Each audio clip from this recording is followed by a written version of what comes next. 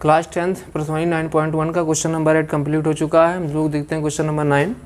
इसमें दिया गया है कि एक मीनार के पाद बिंदु से, सबसे पहले हमें ये देखना है कि एक मीनार के पाद बिंदु से एक भवन के शिखर का उन्नयन कोण, यानी कंडीशन हमारी ये होगी कि एक मीनार के पाद बिंदु से एक भवन के शिखर का उन्नयन कोण जो है वो 30 अंश है बेटा। उसके बाद कह रहा है कि और भवन के पाद बिंदु से, यानी कहने मतलब ये है कि मीनार के पाद बिंदु से जो है भवन के शिखर का उन्नयन कोण 30 अंश है। उसके बाद कह रहा है कि और भवन के पाद बिंदु से मीनार का, अर्थात जो मीनार का उन्नयन कोण होगा उसकी कंडीशन में कह रहा है 60 अंश होगा।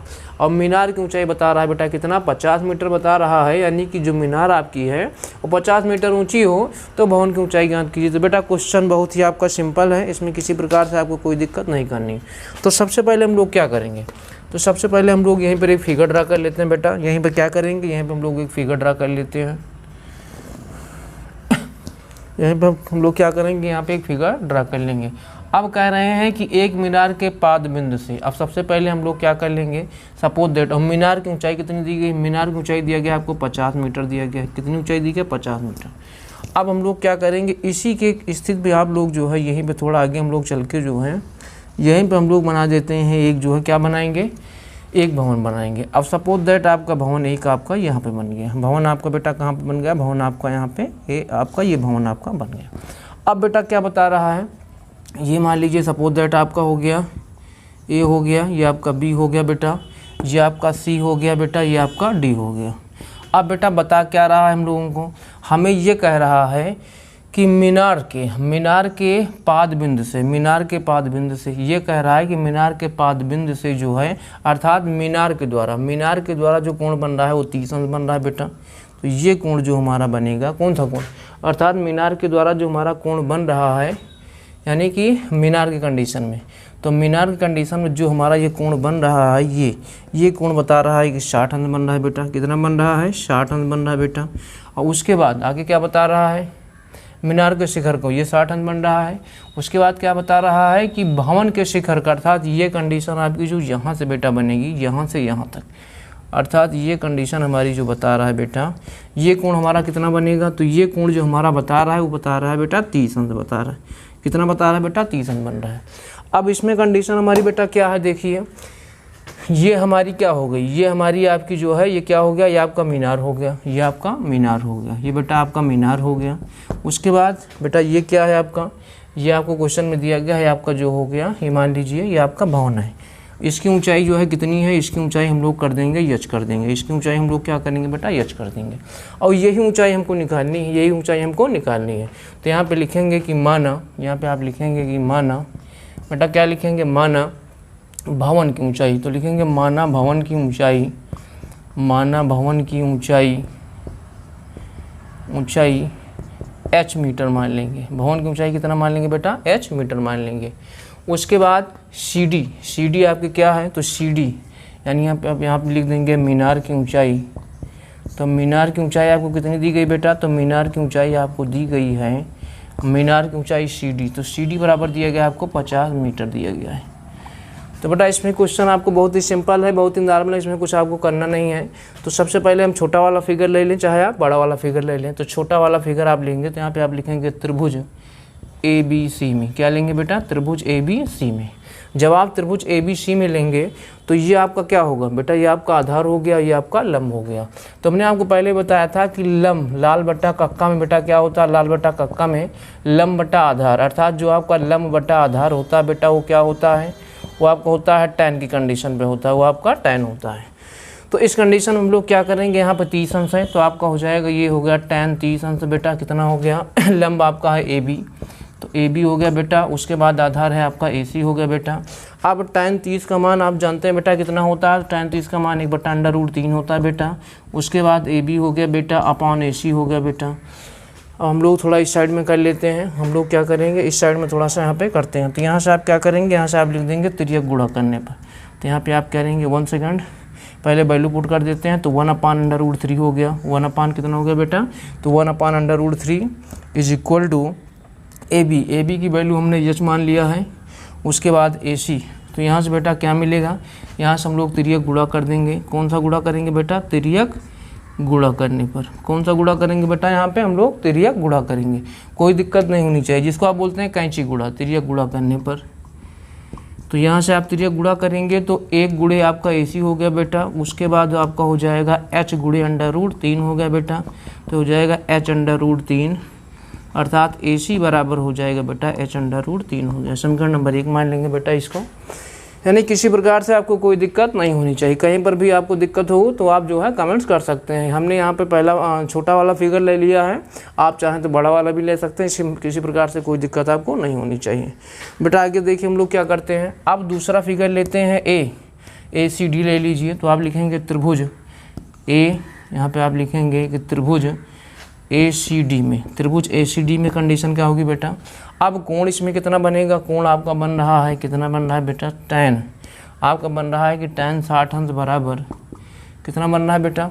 अब जब tan 60 अंश की कंडीशन में आप जब देखेंगे तो इसकी कंडीशन कितनी होगी, यहाँ पे ये आपका लंब हो गया, ये आपका आधार हो गया। तो आप जानते हैं कि DC आपका हो गया बटा AC, DC/AC।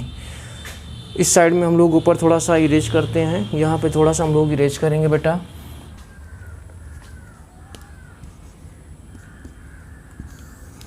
तो बेटा देखिए अब tan 60 का मान कितना होता है, tan 60 का मान होता है √3 होता है बेटा। उसके बाद अब यहाँ पे DC की वैल्यू कितनी है बेटा, DC की वैल्यू है 50 बटा, अब उसके बाद बेटा AC की वैल्यू कितनी है बेटा, अब AC की कंडीशन में कितना मिला हम लोगों को AC, तो AC अर्थात AC यहाँ पे कर देंगे, वैसे ही करेंगे तो क्रॉस मल्टीप्लाई करेंगे तो AC = आपको हो जाएगा 50 बटा √3। समीकरण नंबर 2 हो गया। समीकरण नंबर बेटा कितना हो गया, 2 हो गया। अब हम लोग थोड़ा सा नीचे रेज करते हैं, यहाँ पे इसको साथ में थोड़ा सा नोट भी करते रहिए। तो अब देखिए आप क्या लिखेंगे, आप लिखेंगे कि समीकरण 1 व 2 से, समीकरण 1 व 2 से। अब समीकरण 1 में भी AC का मान कितना मिला है, AC का मान मिला है आपको कितना मिला बेटा, H √3 मिल गया बेटा, H √3 मिल गया है। और समीकरण 2 में भी AC का मान 50 √3 मिल गया। तो समीकरण 1 व 2 से AC का मान यहाँ पे आप लिख देंगे आपस में, क्या करने बेटा, आपस में यहाँ पे आप लिखेंगे बराबर करने पर। यानी कंडीशन हमारी ये होनी चाहिए, हमारी स्थिति ये होगी कि AC का ये मान दोनों हम लोग बराबर कर देंगे। यहाँ से मिलेगा H √3 बराबर 50 बटा √3 हो गया बेटा। नीचे हम लोग इसको इरेज करते हैं यहाँ पे। तो बेटा यहाँ से क्या मिलेगा, तो H यहाँ पे H आपका रूट जाएगा, 50 हो गया बटा √3 हो गया बेटा, गुणे √3 हो गया। तो 50 बटा √3 ये आपका हो गया 3। अब 50 को आप 3 से भाग कर दीजिए साइड में, तो आपको हो जाएगा 50। हाँ कितनी बार जाएगा, 3 एक कम 3 आपका हो गया, कितना हो गया 3 एक कम, यानी कितना हो गया बेटा 3 एक कम 3 2 हो गया, 0 हो गया, 3 छंग 18, यानी आपका 2 हो गया। तो इसको आप ले सकते हैं, कितना बेटा लिख सकते हैं, तो इसको आप लिख सकते हैं 16 सही 2/3। 1 सेकंड, इसको आप कितना कर सकते हैं 16, इसको आप शेषफल आपका नीचे आ जाएगा बेटा यहाँ पे, यानी इसकी कंडीशन क्या होगी, तो यहाँ पे आप लिखेंगे 50 अर्थात 16 348, यानी कि 16 आप लिखेंगे यहाँ पे 16 सही 2/3, यानी कि 16 3 48 बेटा 48 2 50। तो इसी प्रकार से H की वैल्यू कितनी आ गई, 16 सही 2/3 हो गया, ये आपका हो गया मीटर में। तो बेटा किसकी ऊंचाई निकालनी थी, हमको निकालनी थी, किसकी ऊंचाई बेटा निकालनी थी, हमें निकालना था भवन की ऊंचाई। तो यहाँ पे आप लिखेंगे कि भवन की ऊंचाई हमको मिल गई। भवन की ऊंचाई क्या था, AB था, तो यहाँ पे AB बराबर H बराबर 16 सही 2/3 मीटर हो गया बेटा।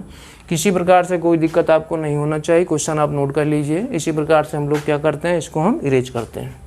तो बेटा क्वेश्चन नंबर 9 कंप्लीट हुआ। हम लोग देखते हैं क्वेश्चन नंबर आपका कौन सा है। क्वेश्चन नंबर आपका हो गया 10।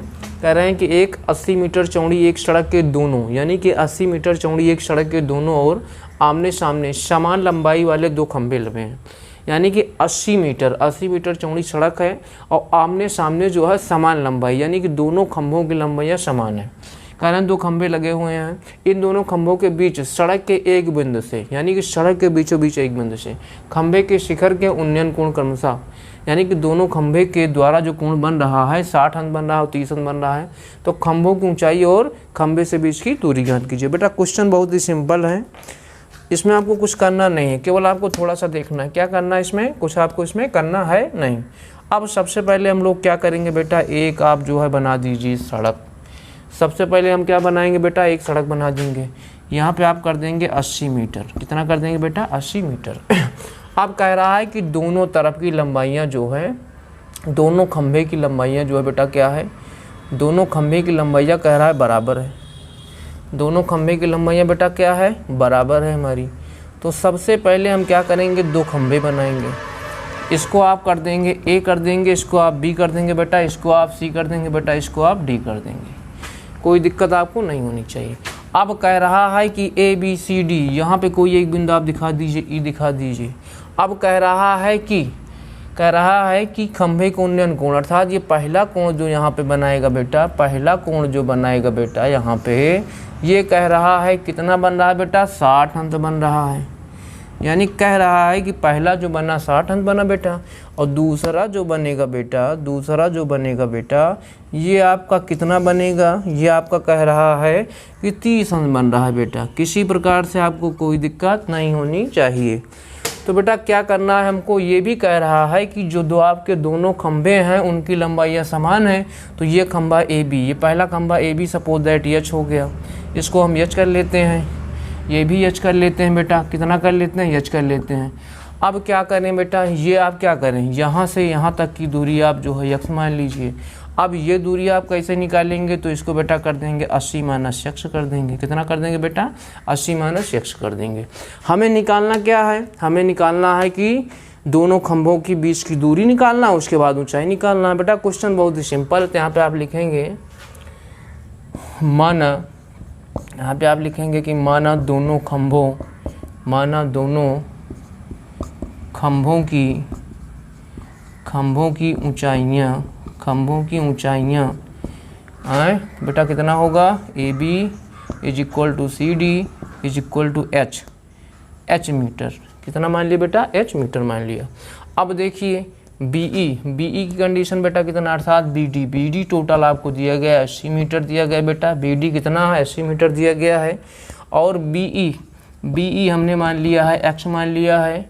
उसके बाद कितना, उसके बाद ईडी की कंडीशन आपको मिल गई बेटा 80 माइनस एक्स दिया गया, 80 माइनस एक्स मीटर है।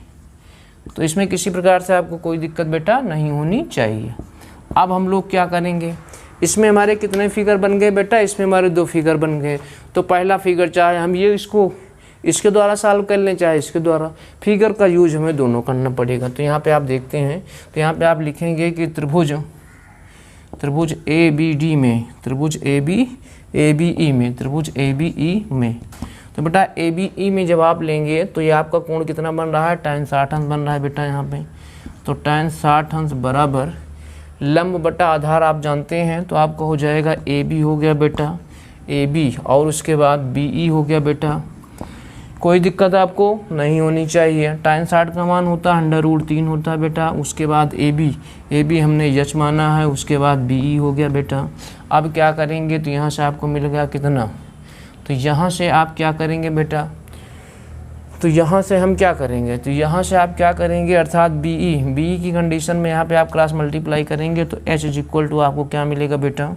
अब बी कितना माने थे, बी हम लोग ये x माने थे, तो यहाँ पे x कर देंगे। तो यहाँ से h बराबर हो जाएगा x√3 हो गया। समीकरण नंबर 1 हो गया बेटा। अब पुनः दूसरा फिगर हम लोग देखते हैं, यहीं पर दूसरा त्रिभुज क्या हो गया बेटा।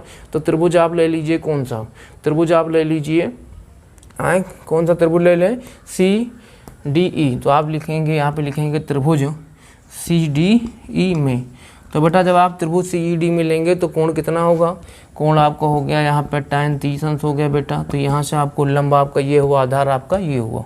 तो यहाँ पे आपका हो जाएगा बेटा CD अपॉन DE। तो यहाँ से आपको tan 30 का मान 1/√3 हो गया बेटा। उसके बाद CD की वैल्यू कितनी है बेटा, ये h है। उसके बाद ये आपका हो गया बेटा 80 माइनस x हो गया, 80 माइनस x हो गया। तो यहाँ पे हम लोग क्या करेंगे बेटा, क्वेश्चन थोड़ा सा हम लोगों को इरेज करना पड़ेगा। यहाँ पे हम लोग क्वेश्चन इरेज करते हैं।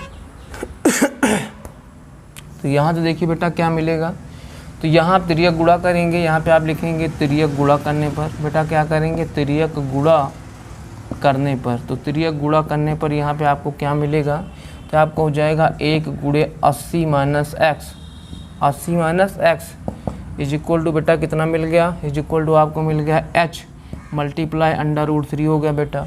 अब यहाँ से आपको हो जाएगा 80 माइनस एक्स, 1 से गुणा करेंगे कोई दिक्कत नहीं, √3।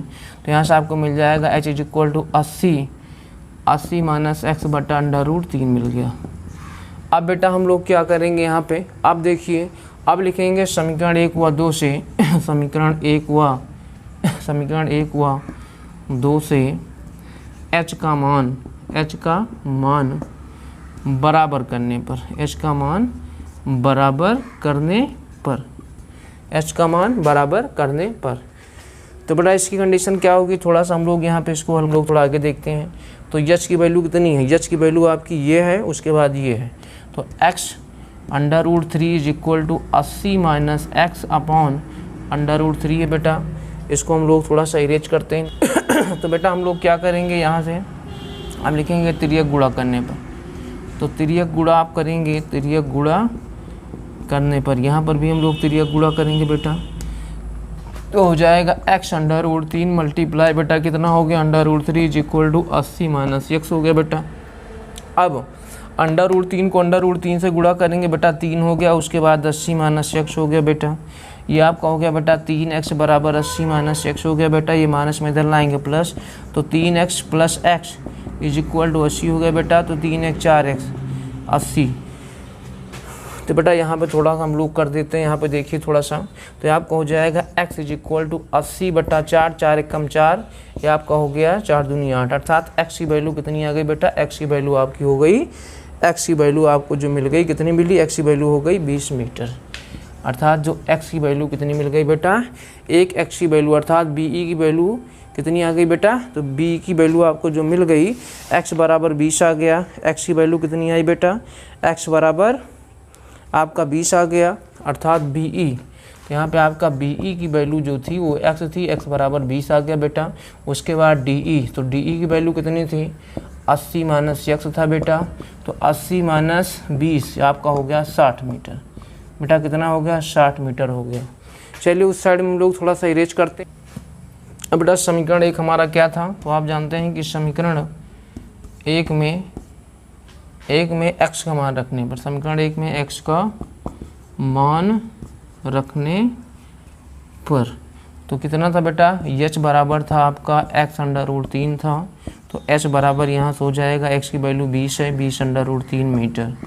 तो यानी कंडीशन क्या हो गई, दोनों खंभों की ऊंचाइयाँ अर्थात AB खंभे दोनों AB और CD बराबर आपका हो गया 20 √3 मीटर हो गया बेटा। तो बेटा किसी प्रकार से आपको कोई दिक्कत नहीं होनी चाहिए। अगर कोई दिक्कत होगी तो आप कमेंट्स करना। सबसे पहले इसमें क्या करेंगे, 1 1 फिगर हम लोग क्या करेंगे, सॉल्व कर लेंगे, उसके बाद वैल्यू इक्वल कर देंगे। आज के लिए इतना काफ़ी